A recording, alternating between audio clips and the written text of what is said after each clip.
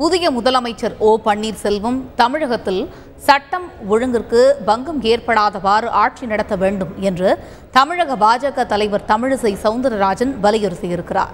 இதுகுறித்து எமது செய்தியாளர் சசிகுமாரிடம் அவர் பகிர்ந்து கொண்ட கருத்துக்களை தற்பொழுது காணலாம். மேடம் வணக்கம். தற்போது புதிதாக ஓ பன்னீர்செல்வம் முதல்வராக பதவியேற்றிருக்கிறார். அவரிடம் ஒரு அரசியல் கட்சியின் தலைவராக உங்களுடைய எதிர்பார்ப்புகள் என்ன?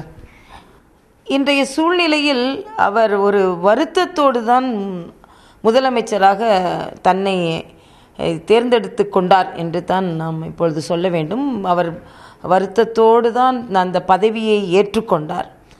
ஆனால் தமிழகத்தில் எல்லோருக்குமே ஒரு மன சங்கடம் தான். ஏனென்றால் தேர்தல் நடக்கலாம், அறுதி பெரும்பான்மை கிடைக்கலாம், ஒரு முதலமைச்சர் தேர்ந்தெடுக்கப்படலாம். ஆனால் இதுவரைக்கும் சரித்திரத்தில் இல்லாத அளவிற்கு ஒரு முதலமைச்சர் அவர்களுக்கு தண்டனை கிடைத்து இன்னொரு முதலமைச்சர் பதவியேற்க வேண்டிய நிலை வந்திருக்கிறது. அதனால் இங்கே கொண்டாடுவதற்கு ஒன்றும் இல்லை. நாம் வேண்டுமென்றால் சில வேண்டுகோள்களை வைக்கலாம்.